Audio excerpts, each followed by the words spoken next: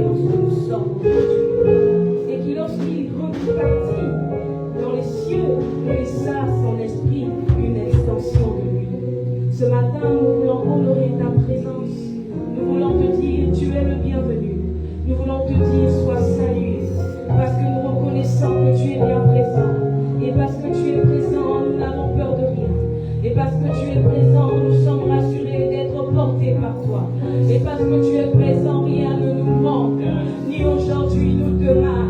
Pour ma vie, pour mon avenir. Aujourd'hui, et pour mon demain. Parce que tu es là. Tu es là. Parce que tu es là. Oui, parce que tu es là. Je n'ai pas de rien. Parce que tu es là. Pour moi, comme une rêve. Tu es le Dieu qui m'a sauvé. Le Dieu qui est mort. Mais le mort n'a pas pu m'arrêter. Ton amour est puissant. Ton amour est puissant. Que tu es là. Que tout qui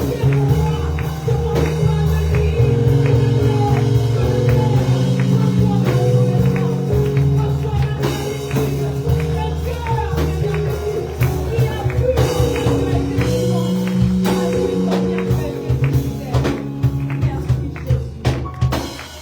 pour moi. Que mon foi me dit. Fais comme cela te plaît. Fais comme tu le souhaites et tu le désires. Que le mouvement de ton esprit soit libre d'opérer au milieu de nous. Au nom de Jésus. Amen. Amen. Pour votre place.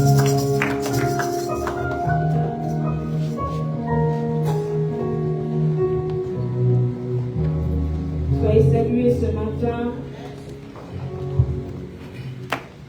Je bénis le Seigneur pour l'opportunité. Je bénis le Dieu du chandelier d'or, celui de l'évêque de Changoma, qui nous suit certainement avec son épouse et toute la famille. Je bénis le Dieu du docteur Milongo et son épouse, le Dieu de tous les fils de Dieu et tous ceux qui nous visitent ce matin. Soyez salués. Et que la grâce du Seigneur, sa paix, son amour soit notre partage ce matin. Alléluia. Ainsi ce matin, j'ai la lourde charge de porter la cruche. Et je crois que par la grâce de Dieu, nous allons passer ce temps à être édifié par lui, mais aussi avec un petit temps de prière. Alléluia. C'est le dernier dimanche de l'année. Ainsi, pour ceux qui ont quitté leur maison et leur lit pour venir, je vous dis que Dieu vous fasse du bien. Alléluia.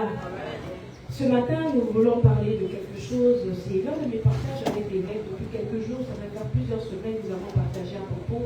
C'était une conversation que par la grâce de Dieu qui est devenue un message. Et je ne veux pas être égoïste, je vais vous le partager. Alléluia. Ce matin, nous allons parler de la foi dans la grâce. De la foi dans la grâce. Autrement dit, la dimension de la foi dans la grâce. Je répète. La dimension de la foi dans la grâce ou la foi dans la grâce. Nous avons un texte central qui est Éphésiens 2, le verset 8 au verset 9. Je répète, Éphésiens 2, le verset 8 au verset 9. Éphésiens 2, le verset 8 au verset 9. Ce n'est point par les œuvres, afin que personne ne se glorifie. Le verset 8 au verset 9, c'est ça? Car c'est par la grâce que vous êtes sauvés, par le moyen de la foi. Et cela ne vient pas de vous, c'est le don de Dieu. Ce n'est point par les œuvres, afin que personne ne se glorifie. Amen. Ainsi, vous savez bien aimé, la foi et la grâce sont deux mots que nous utilisons beaucoup, souvent, mais que nous ne comprenons pas toujours profondément. Et dans ce passage, on nous dit que ce n'est pas la grâce, mais vous êtes sauvés et par le moyen de la foi. Et cela ne vient pas de vous, mais c'est le don de Dieu. Ainsi, beaucoup de chrétiens, depuis de nombreuses années, depuis qu'ils ont donné leur vie à Christ, ont la foi, mais vivent comme s'ils n'avaient pas accès à la grâce. Et il y en a d'autres qui ont conscience ou bien qui ont beaucoup de grâce, mais ne marchent pas par la foi. On a donc des catégories qui ont l'un et pas l'autre. Et ce que Dieu veut, c'est que nous ayons les deux. C'est une donc grave erreur parce que beaucoup, et parmi d'entre nous, nous croyons que, en réalité, que c'est la foi qui a précédé la grâce. C'est faux, c'est une grande erreur. La foi n'a jamais précédé la grâce. Et je le dis sous le support même de la parole, de cette portion de parole que nous venons de lire, où on dit que c'est par la grâce que vous êtes sauvés, par le moyen de la foi. Et cela ne vient pas de vous, mais c'est le don de Dieu. Cela veut dire quoi? Que la grâce précède la foi. Et ce n'est pas le contraire. Ce n'est pas la foi qui précède la grâce, mais c'est la grâce qui précède la foi. La grâce est le don gratuit de Dieu. Et c'est écrit, ça ne vient pas de vous, c'est le don de Dieu. Donc si c'est cette grâce qui t'a sauvé, c'est donc cette grâce qui a fait générer en toi la foi.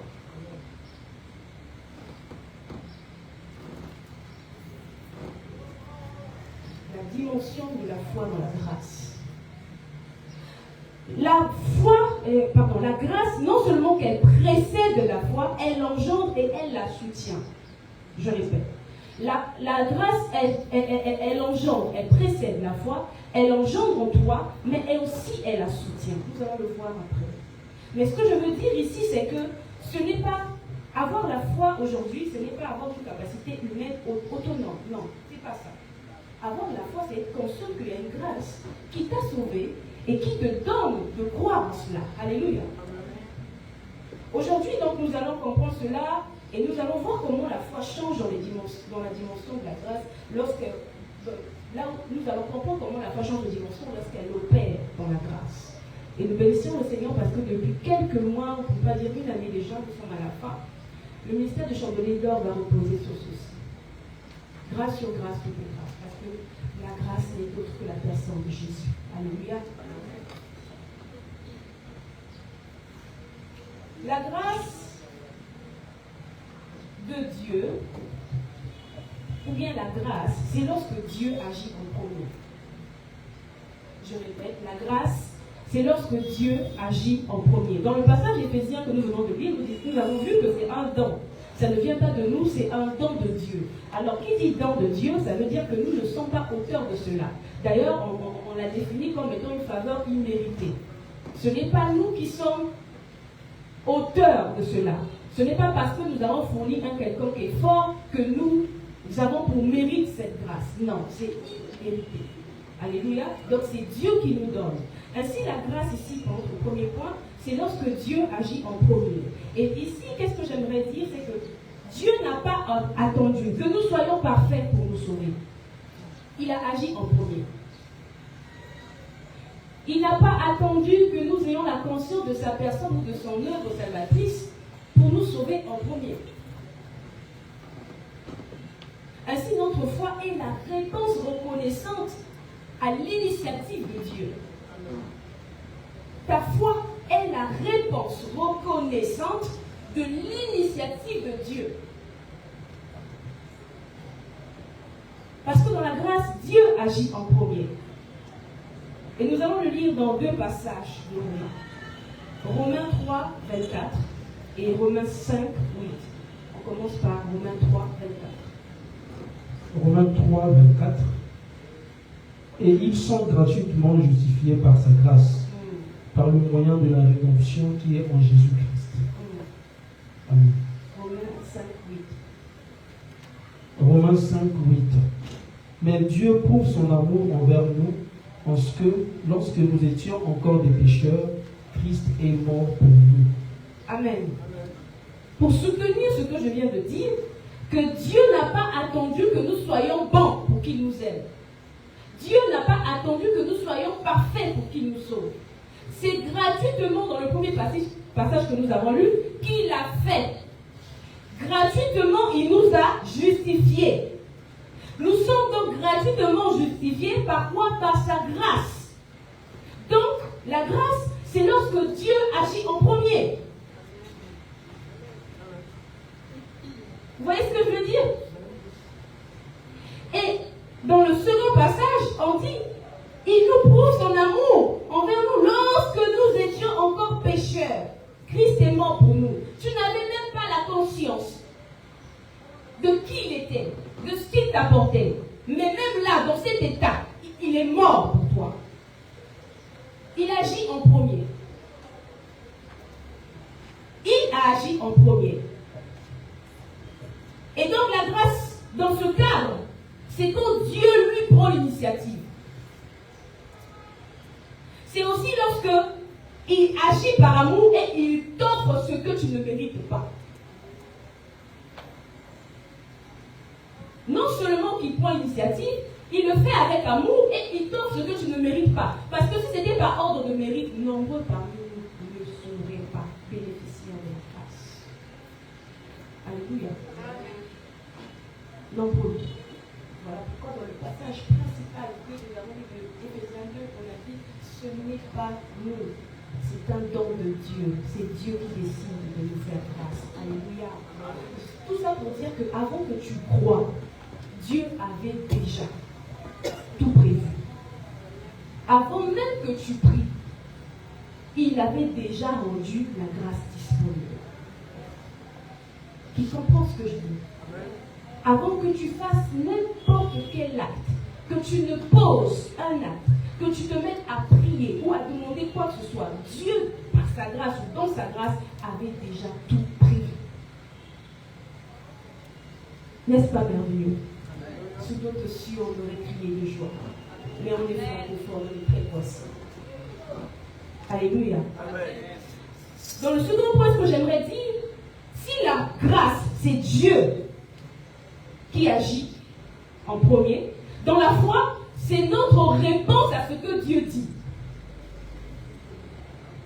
Donc la grâce qui précède la foi, la génère en nous, fait naître la foi en nous, et elle soutient notre foi. Ainsi la foi que nous avons vers lui est la réponse à ce que Dieu dit.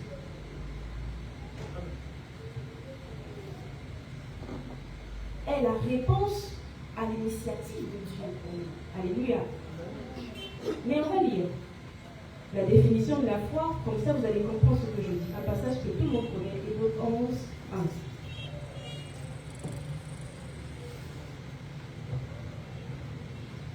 Hébreux 11, premier verset. Or, la foi est une ferme assurance des choses qu'on espère, une démonstration de celles qu'on ne voit pas. Amen. On s'arrête d'abord là. Si la foi est une ferme assurance de ce qu'on espère, ça veut dire qu'elle n'est pas une pensée positive. La foi n'est pas non plus d'espérer vaguement. Ce n'est pas répéter des déclarations ou faire des déclarations sans conviction. On a dit que c'est une ferme assurance des choses qu'on espérance, mais surtout une démonstration de celles qu'on ne voit pas. Je suis partie faire des recherches pour voir un peu dans la version originale grecque. Qu'est-ce qu'elle dit? Comment on définit la foi? Là-bas, la foi est appelée pistis. Pistis. Ça veut dire une confiance active, engagement personnel. Je répète, la foi est une conscience active et c'est un engagement personnel.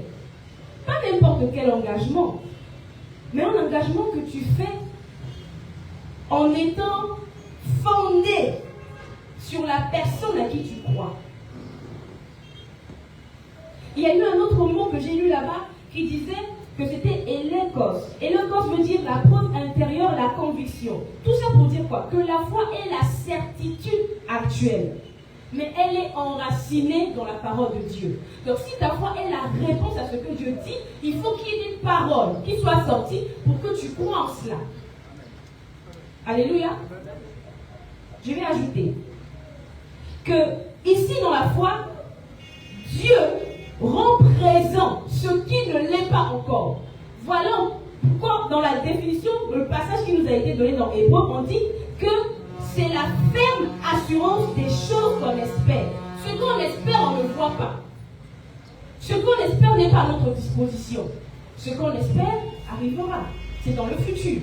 Mais la foi te met dans une position où tu agis comme si tu avais déjà ce à quoi tu espérais. Elle agit dans le présent. Elle est actuelle. Voilà pourquoi les Grecs disent que c'est la certitude actuelle. Vous êtes là? Donc, la foi agit sur la base des promesses, de la parole de Dieu, comme si elle était déjà une réalité. Comme si elle était déjà là, existence. Et nous allons le voir après avec notre bien-aimé Père Abraham. Ce que j'aimerais que tu retiennes, s'il faut faire une différence entre la foi et l'espérance, ce n'est pas la même chose. L'espérance est dans le temps, c'est le futur. L'espérance, c'est une vision, future de ce qui va arriver. Or, la foi, c'est l'appropriation à l'instant présent. S'approprier ce à quoi tu crois, mais à l'instant présent. Tu n'attends pas demain. Ferme assurance de ce qu'on espère et une démonstration de celle qu'on ne voit pas. Alléluia. Donc, s'il faut dire encore une chose, je dirais que la foi, c'est croire ce que Dieu a dit, même quand on ne voit rien. Crois en ce que Dieu a dit, même quand tu ne vois rien. Romains 10, 17.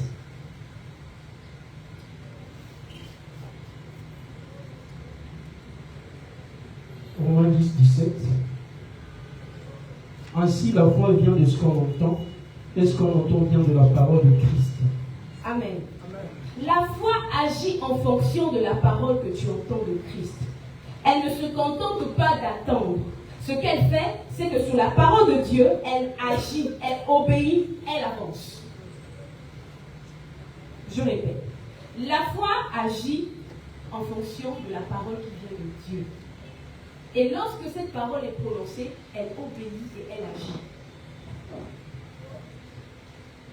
Mais cela, il faut vraiment comprendre quel type de foi tu as. Parce qu'il y en a deux. Il y a deux types de foi. Là, je vais faire un petit résumé d'un cours qu'on avait reçu à l'époque de Timothée, où l'évêque était en train de nous parler de la foi humaine et de la foi divine, celle qui vient de Dieu. Mais pour comprendre ça, je crois que je vais prendre un exemple, et le même exemple qu'il avait utilisé ce jour-là quand il faisait cours. La foi humaine, c'est quoi? La foi humaine, c'est ce qui se base sur ce que tu vois, sur ce que tu comprends. Quand on parle de foi humaine, ça veut dire que tu as vu la chose, que tu comprends ce qui se passe. À ce moment-là, tu as la foi humaine. Et l'exemple qu'il avait utilisé était l'exemple d'un homme qui est un acrobate, qui fait beaucoup de comment on appelle ça? Beaucoup de prestations au public, qui se filment et met sur les réseaux sociaux. Et il sort d'un bâtiment à un autre. Vraiment, c'est des acrobates incroyables. Et il prend des risques incroyables. Un jour, il a décidé de traverser un ravin sur un fil. Mais le fil était vraiment fin. Donc, il pouvait partir de là à l'autre côté là-bas. Il fallait qu'il traverse le ravin sur le fil. Et parmi l'auditoire ou parmi le public il y avait une femme qui le connaissait. Une femme qui savait déjà qui en était capable. Une femme qui l'a déjà eu à l'œuvre, qui sait que cet homme, s'il dit qu'il va faire ce qu'il va faire, n'est-ce pas? Parce qu'elle a été témoin de plusieurs exploits de ce dernier. Mais lui, pour corser la chose pour l'expérience, ce qu'il va faire, c'est qu'il va demander à ce qu'on lui apporte une brouette. Et qu'il y ait quelqu'un qui monte dedans. Et il va traverser le ravin sur le fil. Ainsi, les gens qui étaient là disent, toi, comme tu connais le monsieur, et que tu dis qu'il va faire, parce que depuis on a commencé à dire, laisse, tu vas mourir, c'est pas, toi tu dis, non, il va faire, il est capable, moi je le connais. Dans ce cas, va monter dans la brouette. Comme ça, c'est lui qui va pousser jusqu'à vous allez arriver. La femme a dit, oui, je le connais. Je sais aussi qu'il est capable, mais ma vie est bien précieuse, je ne demande pas. Elle a refusé, elle dit, mais tu as déjà vu à l'œuvre, tu as dit qu'il peut faire. Tu as vraiment la certitude que s'il le dit, il va le faire. Maintenant qu'il nous met à l'œuvre, il dit qu'il a besoin de quelqu'un. Nous ne savons pas. D'ailleurs, on a interdit. Mais toi, tu l'encourages. Monte. Elle a dit vraiment merci beaucoup pour la demande faite avec beaucoup d'encouragement. En ce qui me concerne, j'aime la vie. Je ne monte pas. Ça, c'est la foi humaine. Elle a vu. Elle sait de quoi il s'agit. Elle comprend d'ailleurs l'initiative de ce monsieur. Mais j'ai envie de dire qu'elle ne prend pas le risque d'agir. Par crainte de mourir. Qu'est-ce que j'essaie de dire? J'essaie de dire que dans ce cas de foi humaine, vous avez juste la conviction intellectuelle sans l'abandon total. Qui croit qui a la foi s'abandonne totalement, donc agit. La foi humaine est la conviction intellectuelle seulement. Elle ne nécessite pas un abandon total. Or, qui croit, qui a foi, doit s'abandonner totalement. Ça veut dire que tu fais confiance tellement à la personne que tu lui donnes ta vie pour en faire ce qu'il veut. N'est-ce pas? Mais quand tu sais que le gars il est capable, monte sur cette brouette et que vous traversez le ravin. Elle a refusé. Et nombreux d'entre nous avons transformé cette foi humaine en venant au Seigneur en croyant que c'est la foi de Dieu. La foi que Dieu veut que tu aies. Tu te limites à une certitude intellectuelle et sans plus, pas d'abandon. Que Dieu nous aide. Le deuxième type de foi, c'est la foi divine. Celle qui vient de Dieu. Et celle-là, non seulement nous pousse à nous abandonner, mais aussi nous conduit à l'obéissance. La foi divine, c'est celle de Dieu. Elle nous conduit à l'obéissance. Elle nous met dans un état d'abandon total. Et même lorsque nous n'avons pas de garantie physique, quand je dis garantie visible, quelque chose que tu peux voir, que tu peux toucher, que tu peux palper, tu crois en cela et tu te mets à l'action. Et nous allons le lire avec Hébreux 11, 3. Tu peux commencer vers 2 et tu descends à 3. Hébreux 11, 2, 3. 2 à 3. Pour l'avoir possédé, les anciens ont obtenu un témoignage favorable. C'est par la foi que nous reconnaissons que le monde a été formé par la parole de Dieu, en sorte que ce qu'on voit n'a pas été fait des choses visibles. Pour le verset 8. Le verset 8. C'est par la foi qu'Abraham, lors de sa vocation, obéit et partit pour un lieu qu'il devait recevoir en héritage, et qu'il partit sans savoir où il allait. Amen. Amen. On est dans le cas où ce n'est pas seulement, comme on l'a lu en haut là-bas, une conviction intellectuelle, mais c'est un abandon complètement. Vous pouvez imaginer que la première fois que le Seigneur lui parle de quitter sa patrie, il est parti tout de suite. Sans poser de questions, sans savoir où il allait. Dans Hébreux 11, 8, on nous dit qu'il partit sans savoir où il allait. Donc quand Dieu parle, la foi vient pour répondre. La foi vient de ce que Dieu dit, donc de sa parole. Il se limite seulement à croire en cette parole, parce que Dieu a parlé, il a cru. Et s'il a cru, donc il se met à l'action, il se lève et il s'en va. Voilà la foi que Dieu veut que nous ayons. En cette fin d'année, même en abordant celle qui arrive, nous devons être des gens qui marchent par la foi. Être certains, mais vraiment de façon sûre. Je vais vous dire profond que nous avons un Dieu qui est au contrôle et qui lui maîtrise, même lorsque nous ne le maîtrisons pas. Alléluia. Donc lorsqu'il s'agit maintenant d'entrer dans le vif du sujet, de parler de la dimension de la foi dans la grâce, ou la foi dans la grâce, nous sommes ici pour dire que la foi c'est ce qui s'aligne avec ce que Dieu dit. La foi que Dieu aimerait que tu aies, dont tu dois faire preuve, c'est celle qui s'aligne avec sa parole, avec ce qu'il dit.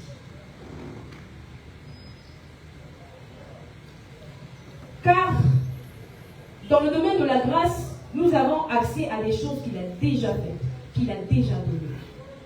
Nous l'avons dit, la grâce est un don. Donc, c'est des choses que Dieu a déjà mis à notre disposition.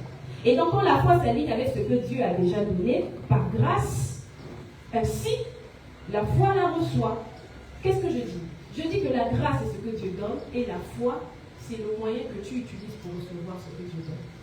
Amen. Qu'est-ce que je dis? Je dis que la foi, c'est ce que Dieu a mis à ta disposition et la foi, c'est le chemin que tu as pour y accéder. Tu ne peux pas accéder à ce que Dieu a mis à ta disposition si tu n'as pas la foi. Donc la foi est la réponse à l'initiative de Dieu pour toi, pour aller vers ce qu'il t'a déjà donné. Sans la foi, tu vas planer dans le vide. Sans la foi, tu n'auras aucune vision. Sans la foi, tu ne pourras pas saisir l'œuvre accomplie pour toi. Tu vas perdre ton temps à prier, à demander à Dieu ce qu'il t'a déjà donné.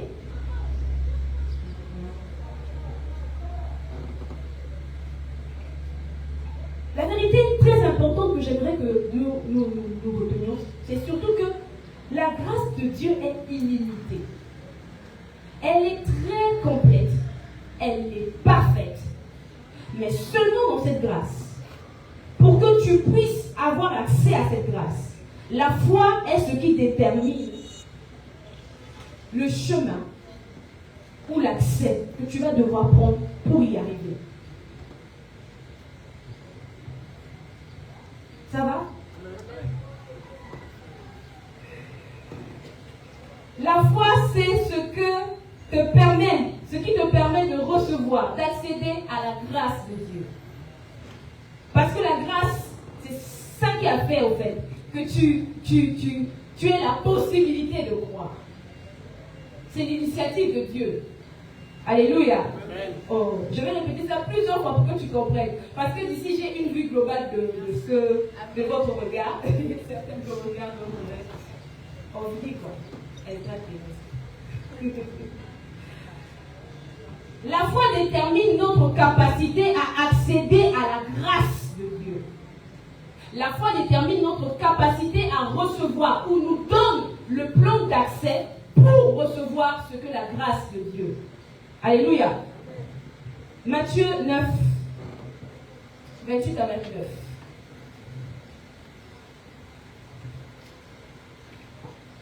Vous allez comprendre cette phrase dans ce passage. Matthieu 9, 28 à 29. Matthieu 9, 28 à 29. Lorsqu'il fut arrivé à la maison, les aveugles s'approchèrent de lui, et Jésus leur dit, « Croyez-vous que je puisse faire cela ?» « Oui, Seigneur, lui répondirent-ils. Alors il leur toucha leurs yeux en disant, « Qu'il vous soit fait selon votre foi. » Amen. Moi, c'est le verset là qui m'intéresse. Qu'il vous soit, pas même le français, qu'il vous soit fait selon votre foi. Ça veut dire que ce que tu veux voir doit déjà exister en toi. Parce que lui, ce qu'il veut, c'est ton bien. La Bible dit dans Isaïe qu'il est venu publier une année de grâce. Dans son plan là, ministériel, ce qu'il a fait, tout est déjà prévu pour toi. Il y a guérison, il y a argent, il y a tout dedans. Mais pour que cela soit en ta possession, il faut que tu crois. Donc même cette guérison, pour que ces aveugles puissent recouvrir à la vue, il aurait fait comme avec les autres. Parce qu'il venait de faire 2 guérisons. Dans ce passage, quand vous allez lire, il a guéri la femme qui a cédé pendant 12 ans et la petite qui était décédée. Donc il aurait pu aussi faire un autre scénario dans lequel, où il disait, ouvrez les yeux, et puis c'est tout. Mais non, j'y apprécie. Il dit, est-ce que vous pensez que je peux le faire? Que vous pouvez recouvrir la vue? Ils ont répondu, ah, dans ce cas, qu'il vous soit fait selon votre foi.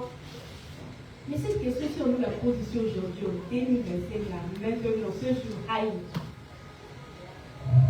Tout ça t'atteste. Donc oui, Seigneur, tu peux le faire là. Il y a beaucoup de gens qui ne verront pas la réalisation. Parce que notre foi est la certitude juste intellectuelle. Il n'y a pas d'abandon total. On ne croit pas vraiment. On pense croire, mais on ne croit pas.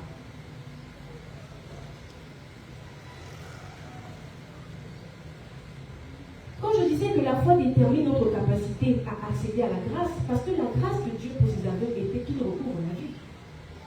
Il est venu pour ça. Donc si eux, ils ont cru en cela, donc ils peuvent recouvrir la vue. Et comme c'était le cas, ils l'ont fait. Donc il y a des choses qui nous seront faites que selon notre foi. Et si nous croyons fermement en cela, alléluia. Parce que vous savez, il y a 2 types de personnes. Il y a des types de personnes, comme je l'avais dit, il y a ceux qui connaissent la grâce, mais qui ne font pas par la foi. Et d'autres qui ont la foi, mais qui n'ont pas la conscience de la grâce. Or, aujourd'hui, nous nous trouvons dans une espèce de confusion parfois, où nous croyons que l'un peut aller sans l'autre. Non. C'est indissociable. on ne peut pas les séparer. On ne peut pas. La foi est le chemin qui te mène à ce que Dieu a prévu pour toi. Sans ce chemin, tu n'atteindras pas la destination. Alléluia. Donc quand la grâce est là, mais que la foi manque, c'est aussi terrible. Quand la grâce est là et que la foi manque, c'est terrible. Matthieu 13, 58.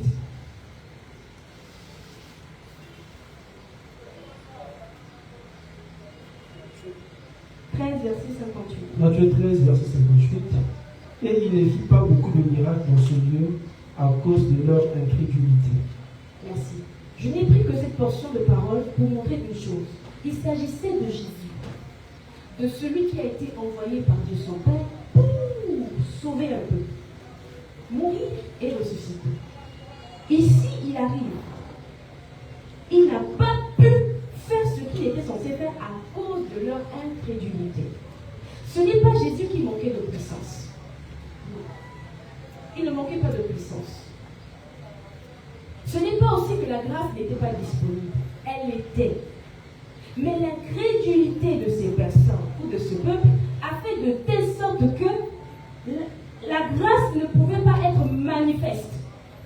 Elle ne pouvait pas être active. Parce qu'ils étaient incrédules. Ils avaient Jésus au milieu d'eux, le même Jésus qui fait toutes ces choses dont on parle, mais eux, ils ne pouvaient pas les expérimenter parce qu'ils ne croyaient pas. Vous pouvez être au milieu de nous et avec nous, mais tant que vous ne croyez pas en cette vision, ce que Dieu fait au milieu de nous, vous allez rester des spectateurs. Les autres saisiront, les autres avanceront, mais vous, votre vie, non. Parce que vous ne croyez simplement pas. Vous vous considérez seulement comme une statistique. Vous venez par habitude. Mais vous ne vivez pas réellement la relation que vous avez avec Dieu. Vous n'êtes pas dans un abandon total. Vous ne croyez pas. Mais vous pensez le faire. Ce n'est pas la grâce qui était absente. La grâce était là, mais la foi manquait. La foi manquait cruellement. Voilà pourquoi la Bible a parlé de l'incrédulité. Et l'incrédulité est un obstacle. Nous avons parlé de ça longuement.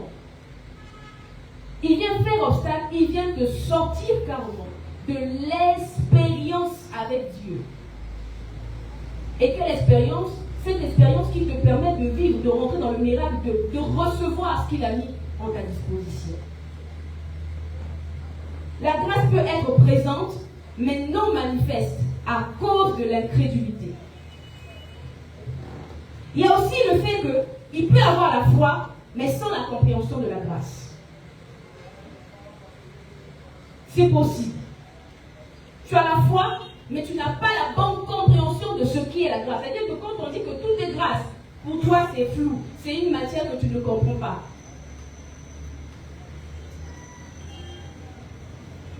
Nous allons lire. Galates 5, 4.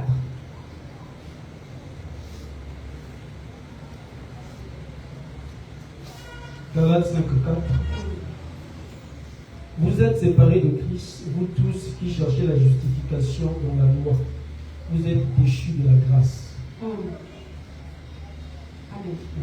Dans ma version, Bible expliquée, on dit: vous qui cherchez à être reconnus justes aux yeux de Dieu par la foi. Vous cherchez à être reconnus juste aux yeux de Dieu par la foi. Vous êtes séparés du Christ, vous êtes privés de la grâce de Dieu. Qu'est-ce qu'il veut dire? Que beaucoup d'entre nous, ceux qui font des efforts là, mais ne vivent pas pleinement dans la foi, sont privés de la grâce. Parce que là où il y a la grâce, il n'y a pas d'effort. C'est le don de Dieu. Ce n'est pas un mérite. Ce n'est pas parce que tu as fait que tu dois mériter la grâce de Dieu. Non. C'est parce que tu crois en ce que Dieu a fait que la grâce t'est donnée. Donc, quand on essaie de mériter ce que Dieu donne gratuitement, on tombe dans le légalisme. Quand tu sais de mériter ce que Dieu donne gratuitement, tu transformes la grâce en une transaction.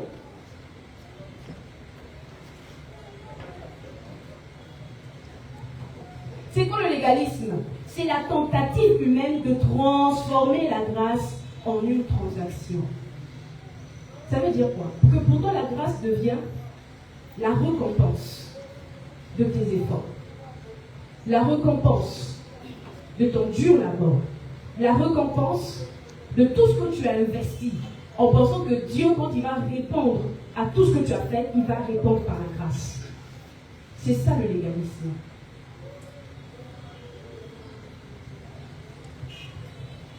En d'autres termes, tu te dis, si je fais assez d'efforts, Dieu me devra sa bénédiction. Si je sers, je continue de servir, je chante, je prie, je filme, Dieu assurément me devra sa bénédiction. Non, c'est ça le légalisme. Tu transformes la grâce en une transaction. Parce que la salie liée fois ça, Dieu ne te doit rien. Mais pourtant, gratuitement, sans que tu ne mérites, il a déjà mis à ta disposition.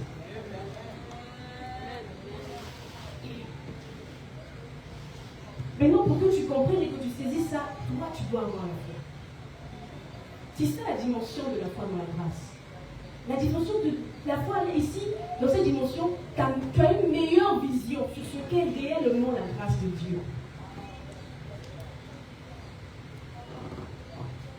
Dans le légalisme, l'obéissance est la condition pour obtenir l'amour de Dieu. Tu te dis que je fais parce que en retour, Dieu va m'aimer, Dieu va me bénir, Dieu va me donner, Dieu... Non, ce n'est pas ça. Et beaucoup, nombreux, des années durant dans le Seigneur ont fonctionné comme ça. Certains même, c'est grave, les serviteurs de Dieu ont pensé que c'était ça. Malheureusement, dans la foi, l'obéissance est la réponse reconnaissante à l'amour que Dieu nous a déjà donné. La Bible dit, nous étions encore pécheurs. Son Fils est mort. Et par grâce, nous avons été sauvés, justifiés, gratuitement. Ça veut dire qu'avant qu'il ne fasse ça, quelle était notre action? On n'avait rien fait. Quelle était notre connaissance? On ne connaissait rien de lui. Mais lui, il l'avait déjà fait. Ainsi, ce matin, le Seigneur veut que nous ayons une foi authentique. Cette foi qui ne dit pas, Seigneur, regarde ce que je fais. Mais cette foi qui dit, Seigneur, je crois en ce que tu as déjà fait. Parce qu'en ayant cette attitude, nous ouvrons largement le cœur de Dieu en notre faveur. La foi authentique ne cherche pas à mériter. La foi authentique ne se glorifie pas. Elle s'appuie uniquement sur la personne de Christ. Elle croit en ce que Christ a fait, en ce que Christ a déjà mis à notre disposition. Et c'est cette foi-là qui ouvre les portes. Et toute forme de porte, j'ai envie de dire, qui te seront favorables. Celles que à qui tu n'as forcément pas pensé, mais quand tu uses de cette foi, le Seigneur vient répondre favorablement et même te surprendre. Où la Bible dit, il fait au-delà de ce que nous pensons, imaginons, nous espérons. C'est ça. Alléluia. Ce message aujourd'hui vient pour que le Seigneur, ou le Seigneur a besoin de restaurer la foi de quelqu'un. De peut-être te mettre devant toi le fait que, oui, tu crois, mais comment tu crois? Ce message ce matin vient enlever les écailles sur les yeux de quelqu'un qui pensait vraiment que sa façon de croire était validée par Dieu, ou était celle que Dieu voulait. Non, celle que Dieu veut te présenter ce matin. Celle que Dieu veut, c'est celle qui s'abandonne totalement. Cette fois, tu crois en lui et tu t'abandonnes totalement. Alléluia. Alléluia. Je n'ai pas un autre moyen de le dire. Parce que La Bible dit dans Hébreux 4:10, celui qui est rentré dans le repos de Dieu se repose de ses œuvres. Je répète, Hébreux 4:10. Celui qui est entré dans le repos de Dieu se repose de ses œuvres. Donc, on ne te demande pas d'avoir une foi paresseuse. Non, ce n'est pas ce que je dis. Je ne te demande pas d'avoir une foi paresseuse. Ce que je te demande ce matin, c'est une foi qui ne cesse de lutter pour mériter. Ta foi n'est pas censée lutter pour mériter des choses de la part de Dieu. Non. Mais la foi que Dieu veut que tu aies, que tu exerces, c'est de croire en lui, en son œuvre, pour que cela se manifeste en toi. Alléluia. Vous êtes là? Donc ce matin, si vous attendez que je crie, que je fasse des démonstrations pour diffuser ce message, je vous informe que j'ai fini le message. Ce que j'aimerais dire à quelqu'un, c'est que le Seigneur a besoin que chacun de nous soit restauré dans sa foi. Et cette foi authentique que nous avons en lui, en son œuvre déjà accomplie. Il est fatigué de nous voir pleurer pour des choses qu'il nous a déjà données. Il est épuisé de nous voir nous mettre dans des positions dans lesquelles il ne nous veut pas. En nous justifiant, il nous donne une position la même que celle de son Fils. Ainsi, nous sommes héritiers et co-héritiers. Nous ne pouvons pas continuer de vivre comme nous vivons, de faire les choses que nous faisons, tant que nous n'aurons pas compris que la grâce a pour substance la foi. Alléluia. Bien-aimés, écoutez-moi bien pour terminer. La grâce est l'œuvre de Dieu. La foi est la main qui reçoit. Si la grâce est l'œuvre de Dieu, la foi en toi, c'est comme une main qui reçoit. Tu ne peux pas bénéficier de cette grâce si tu n'uses pas de foi pour recevoir.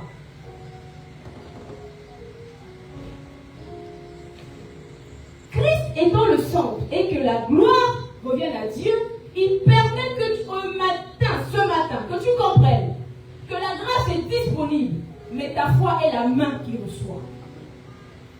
Tu ne peux pas perdre ta foi. Tu ne peux pas t'affaiblir.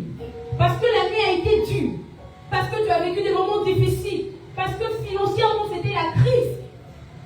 Qu'aujourd'hui ta foi t'exerce. Sans la foi, sans cette abandon total, sans cette ferme assurance, tu ne peux pas bénéficier ou obtenir ou jouir de la grâce de Dieu. La Bible dit que le juste vivra par la foi. Ainsi, si nous sommes dans la grâce, nous devons jouir de toutes les bénédictions. Mais pour jouir de toutes ces bénédictions, nous devons croire. Nous devons avoir foi en Dieu. Foi en ce qu'il a déjà fait. En ce qu'il a déjà accompli. En ce qu'il a déjà accompli. Il nous suffit de croire. N'est-ce pas lorsque le Seigneur est venu pour ressusciter son ami Lazare, la Bible dit qu'il pleura. Et moi avant, pendant qu'on parlait de cela, je nous disais que les pleurs de Jésus n'étaient pas à cause de la perte de Lazare, mais de l'attitude de ses sœurs vis-à-vis de lui. L'intimité qu'ils avaient, la relation qu'ils entretenaient, ne pouvait pas permettre à ces deux de douter de Christ. Parce que même mort, parce que Jésus était là, Lazare devait revivre. Ce n'était pas un homme comme tout le monde. Ainsi, lorsqu'il s'avance et qu'il demande à ce que la pierre soit ôtée, et qu'on lui dit, ça fait 4 jours qu'il y est, Marc. Toujours Marc. Il sent déjà. Et la réponse de Jésus était, ne t'ai-je pas dit que si tu crois, tu verras la gloire de Dieu. Ce matin, le Seigneur te répète cette phrase. Toi qui es certainement comme Marc, tu es face à ta réalité. Cette réalité désagréable. Les années passent, rien ne change. Tu es dans des difficultés. Tu ne comprends pas. Seigneur, est-ce que tu vois? Est-ce que tu ne vois pas? Est-ce que je dois avancer, laisser tomber? Les autres ont avancé. Les autres ont eu. Les autres ont fait. Le Seigneur te dit, ne t'ai-je pas dit que si tu crois, tu verras la gloire de Dieu. Qu'est-ce qui est donc impossible à celui que tu as choisi comme Seigneur et Sauveur? Tu vas te lever. Et nous allons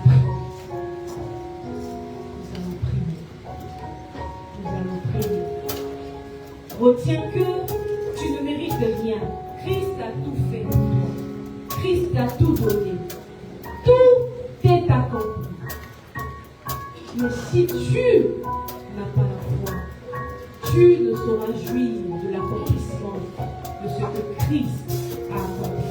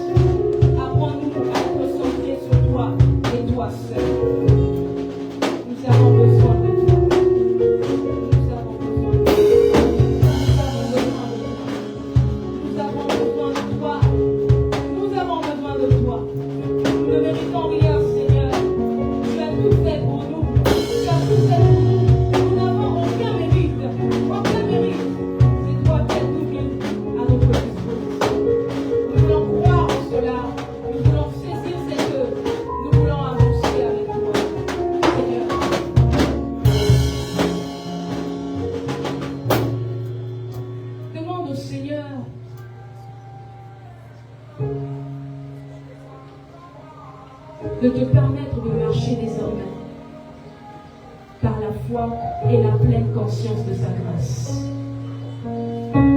Ce matin, tu as certainement entendu ce message, aussi bref soit-il, mais qui est une clé dans ta marche avec Dieu.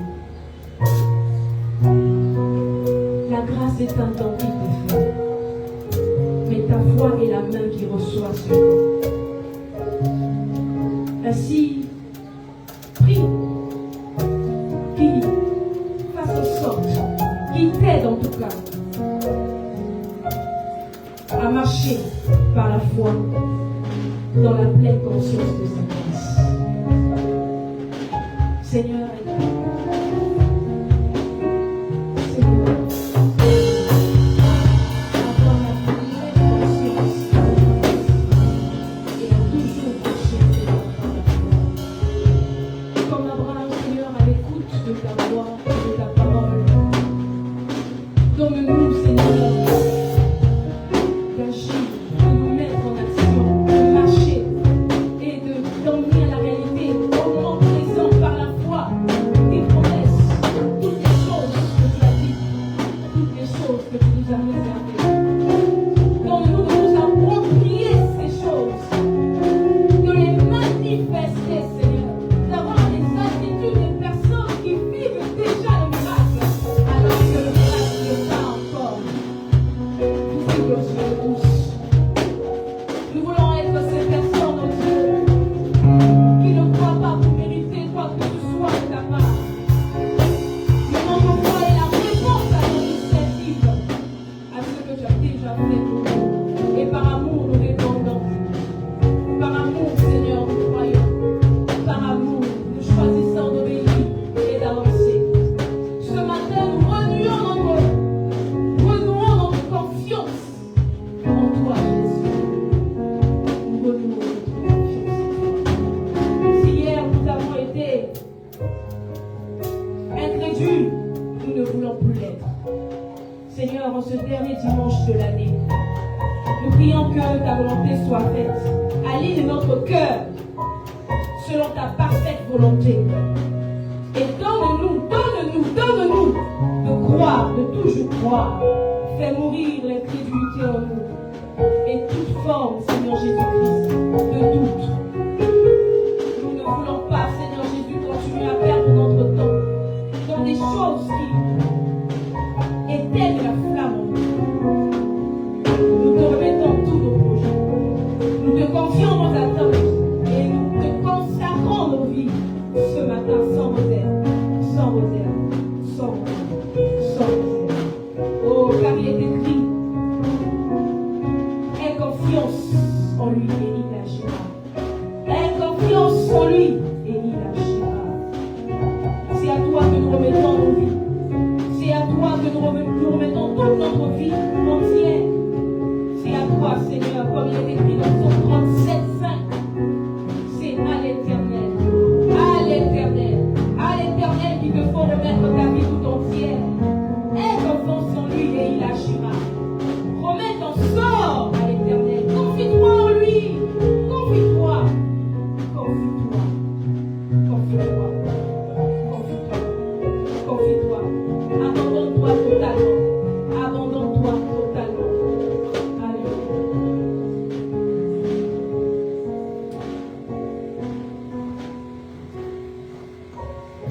Tu es ma force, l'encre de mon âme. Tu n'échoues jamais. Mon espoir, ma délivrance et ma lumière. Tu es ma force, l'encre de mon âme. Tu n'échoues jamais. Mon espoir, ma délivrance et ma lumière. Tu es ma force.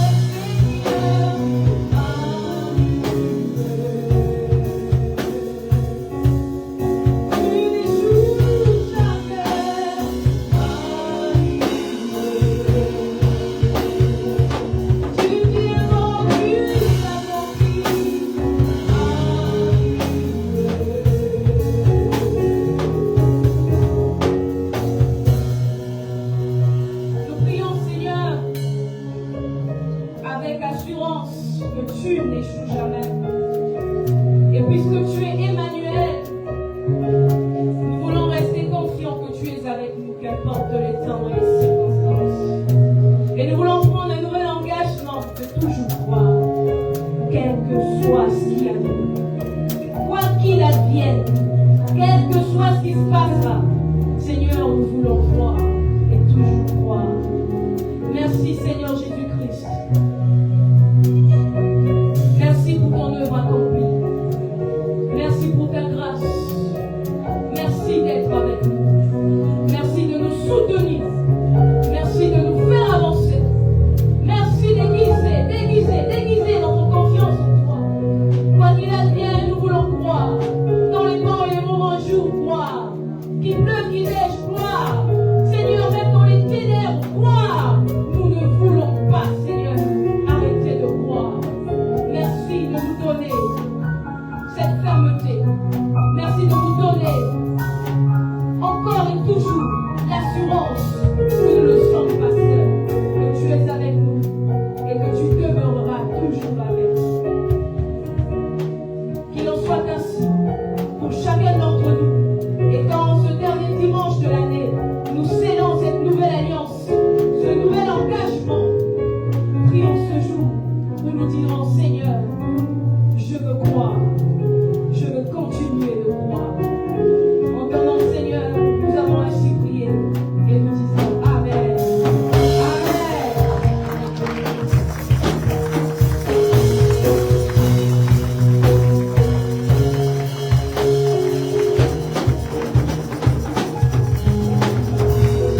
Amen. Bien-aimés, avant de prendre la Sainte Seine, j'aimerais qu'ensemble nous puissions déclarer les paroles de bénédiction pour ces saintes. Amen. Alors si nous voulons que nos vies, nos familles soient arrosées, bien-aimés, arrosons les paroles de bénédiction sur sa servante. Élevons nos voix et dirigeons nos intérêts. Déclarons des paroles.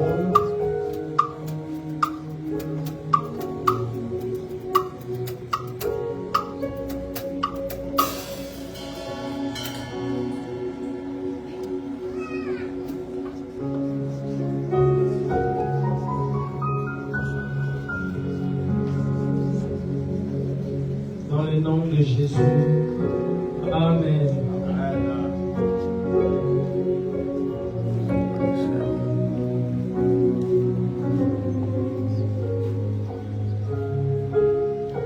Amen, amen, amen.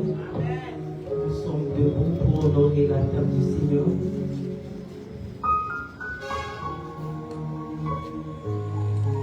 Bien-aimés, ce que nous posons ce matin, c'est un acte de foi. Amen.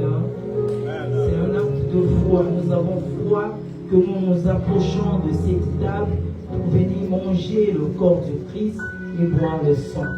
En voyant à l'œil nu, nous voyons que c'est le pain. Donc le pain fait des mains d'homme, mais qui est symbolisé par le corps du Christ. Et en voyant cette coupe, nous voyons que c'est le vin, le fruit de la vie. Mais cela est symbolisé comme étant le sang de Christ. Parce que Christ, avant de s'en aller, il avait pris le pain, il l'a rempli et a donné à ses disciples en disant, mangez-en tous, car ceci est mon corps et ce corps qui sera livré pour vous. Et à la fin du repas, il a pris la coupe. Après avoir rendu grâce, il a leur donné en disant, buvez-en tous, car ceci est mon sang, le sang de l'alliance nouvelle éternelle qui sera versé pour vous et pour la multitude. Il a dit que chaque fois que vous vous retrouverez, faites ceci en mémoire de moi. Donc en faisant ceci, nous commémorons la mort et la résurrection de Christ au travers cet acte de la Sainte Seine. Seigneur, merci pour ton corps, merci pour ton sang. Merci Seigneur pour toutes les bénédictions attachées à cet acte qui sont le partage de mon frère et ma soeur ce matin. Bénis ceci au nom de Jésus-Christ. Amen. Sous la conduite du protocole, nous nous approchons de la table.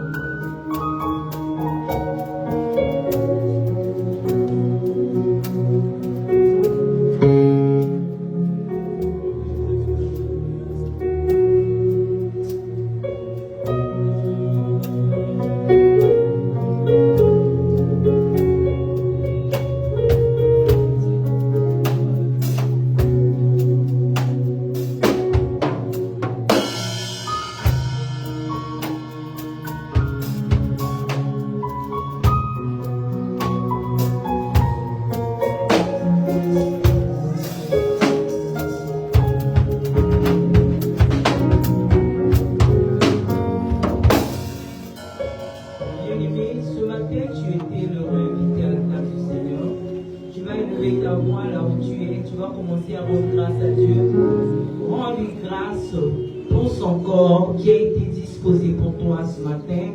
Rends-lui grâce pour son sang, rends-lui grâce pour les bénédictions attachées à ces actes qui sont ton partage ce matin, qui sont le partage de ta vie ainsi que de ta famille. Lève ta voix et commence à remercier Dieu. Seigneur, merci pour ton corps, merci pour ton sang, merci Seigneur pour tout ce que tu as permis ce matin au milieu de nous. Tu as voulu que nous soyons les heureux invités à ta table en mangeant ton corps, en buvant ton sang, afin que ta vie Zoé coule au-devant de nous. Merci pour cette vie en abondance. Merci pour cette alliance qui a été encore tissée au travers de cet acte. Que la gloire et l'honneur te reviennent. Au nom de Jésus-Christ, nous avons ainsi prié. Amen. Amen. Est-ce qu'on est là ce matin? Alors je nous informe et je nous rappelle que nous sommes en train de passer un merveilleux culte. Amen.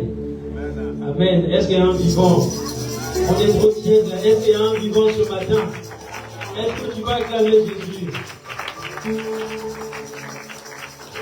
Bien-aimé, avant de donner ton offrande, s'il te plaît, salue d'abord ton frère qui est à côté de toi.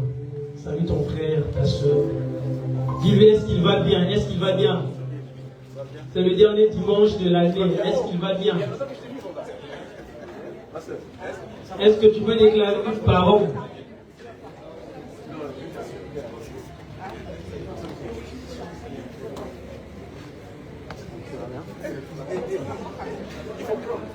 Amen.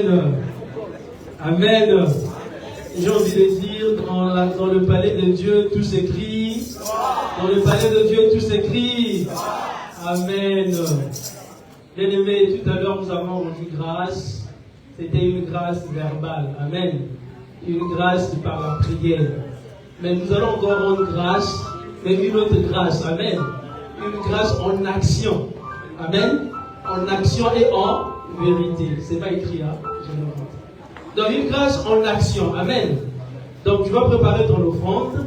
Tu vas venir donner une grâce en action. Et les 3 paniers sont là. Le panier à ma droite, c'est pour le culte. C'est pour la maison de Dieu, pour les activités de l'église. Amen. Celui qui est au milieu, c'est pour celle qui nous a bénis ce matin. Et nous avons grâce sur grâce. Amen. Et je rappelle 2500 pour les travailleurs, 1000 francs pour les non-travailleurs et 500 pour les enfants. Amen.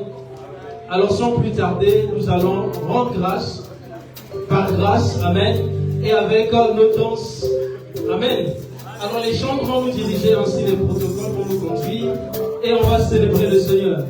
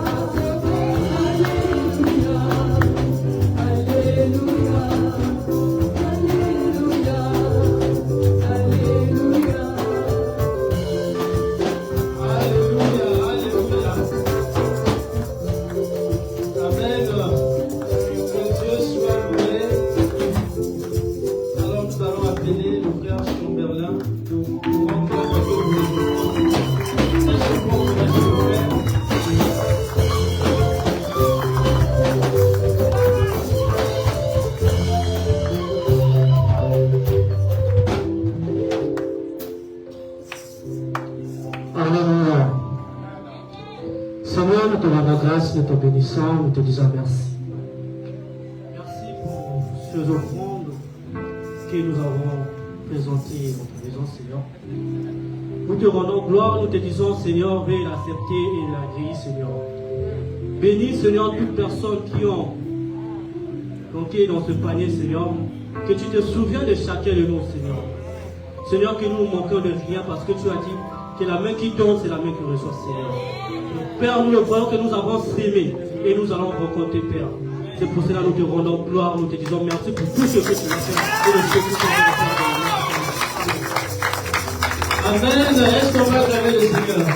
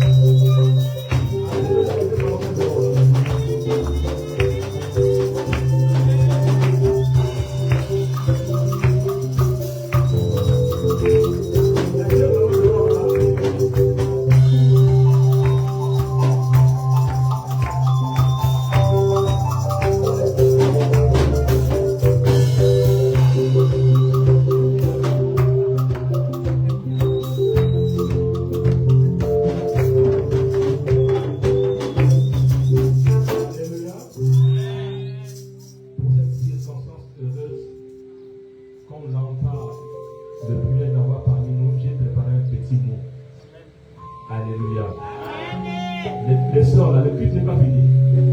Et je n'aime pas, moi, que quand le culte n'est pas fini, je vois des gens dehors. Ça, c'est pas bien.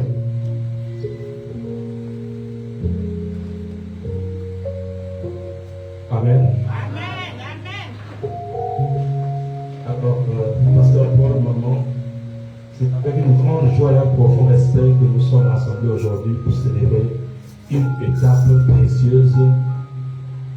C'est vrai, on ne dit pas l'âge d'une femme, mais nous allons le dire quand même. Parce que cette date est significative. Alléluia. Cette date est pleine de symboles. Quand Dieu te fait la grâce d'atteindre cet âge-là, tu ne peux que le célébrer et lui manifester ta reconnaissance. Parce que j'aime le dire, il n'est pas donné à tout le monde, dans les temps présents, dans les siècles présents, de vivre jusqu'à cet âge. Parce que souvent nous mourons prématurément et on nous connaît que nous avons accompli les desseins de Dieu sans que ceux-ci soient accomplis dans notre vie. Alléluia. Donc voilà pourquoi nous devons avoir marché avec beaucoup de sagesse, avec beaucoup de discernement. Alors, les 60 ans de nous célébrons ce matin, ce n'est pas qu'un chiffre, c'est un monument de vie. C'est 60 années de combat et de victoire, de semences et de moissons, de sacrifices et de bénédictions.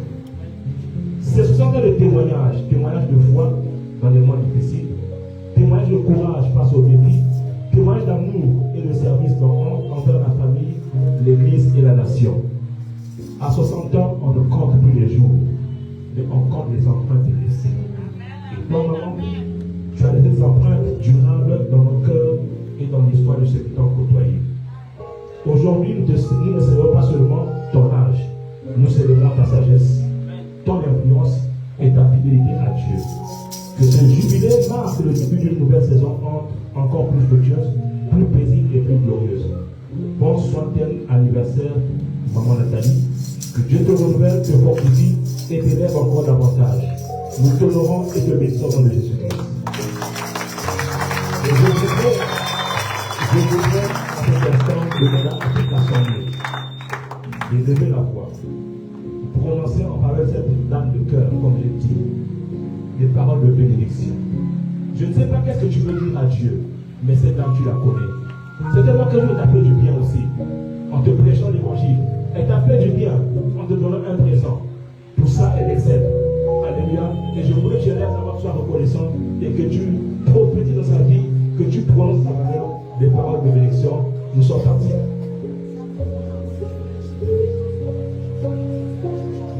Seigneur, merci. Tu nous as fait la grâce de rencontrer cette femme un jour.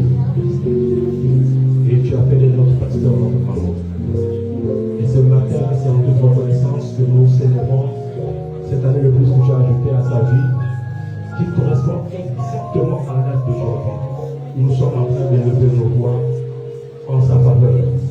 Merci notre Père et notre Dieu pour ce que tu as fait dans sa vie et pour ce que tu as accompli par elle dans nos vies. Elle a été pour nous un canal de bénédiction. Elle a été pour son mari, ô Dieu de gloire, une épaule. Elle a été pour son mari un partenaire de taille dans son ministère. Parce qu'elle avait un grand homme, il y a une grande dame qui agit dans l'ombre certainement. Mais c'est ce que j'ai été pour ton époux. Et voilà, ce matin, notre Dieu, nous ne pouvons qu'abonder en action de grâce en sa faveur parce que nous l'avons vu à l'œuvre dans le champ. Nous l'avons vu à l'œuvre dans sa famille. Nous l'avons vu à l'œuvre également dans la nation. Comment ne pas la célébrer ce jour? Comment ne pas te célébrer toi, qui es le cœur de toutes ces choses? Ô Père, nous te prions afin que tu la gardes encore parmi nous. Nous te prions afin que, ô Dieu de gloire, tu mettes encore plus d'amour, tu mettes encore plus d'ardeur, plus de zèle dans le service. Au nom de Jésus-Christ, afin que comme tu as vu pour cette famille changer dans une bénédiction. À toi nous rendons gloire, puissance, honneur et majesté. Ce matin nous la célébrons. Et tu t'as dit, apprends-nous à compter les jours. Et aujourd'hui, Seigneur, c'est un jour particulier pour la communauté. Aujourd'hui, notre Dieu, c'est un jour particulier, notre Dieu, pour sa vie, sa famille, ses enfants. Et voilà pourquoi ce matin encore, notre Dieu, bien que nous ne sommes pas avec elle, nous sommes de cœur avec elle, dans tout ce qui est fait et entreprend notre Dieu, au nom de Jésus-Christ. Ainsi nous avons prié, et l'Église dit avec moi, Amen.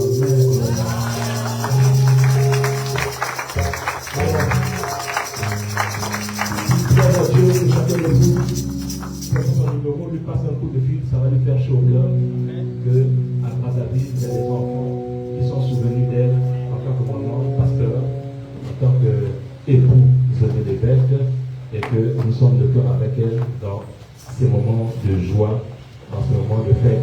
Je sais que si elle avait été ici, ce ne serait pas comme ce qui s'est passé maintenant. Mais que Dieu vous bénisse.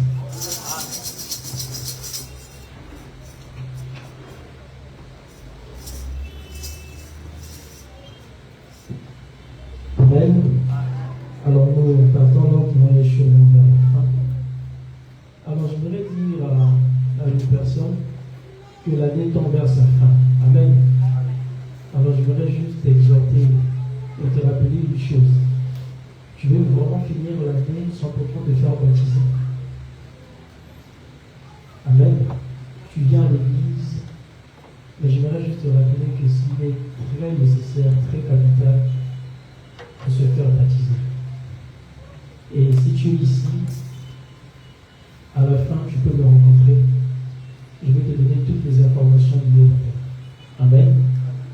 Je veux que tu puisses rentrer l'année 2026 avec une nouvelle atmosphère, avec une nouvelle onction. Amen. Avec de nouveaux objectifs de vie. Alors tu peux donner ta vie à Jésus et pourquoi pas rentrer dans les eaux du baptême et changer ta façon de marcher. Amen. Est-ce qu'on est là? Amen. Alors, j'aimerais ici nous voulons recevoir les personnes qui nous visitent pour la première fois. C'est ton premier dimanche, tu es là, on t'a invité, ou tu es venu par toi-même, tu passais, quelque chose t'a convaincu de rentrer, tu es là, tu lèves juste à main droite, et c'est quelqu'un qui est venu ici pour sa première fois. Amen. Nous rendons grâce à Dieu. Alors, nous allons donner quelques annonces.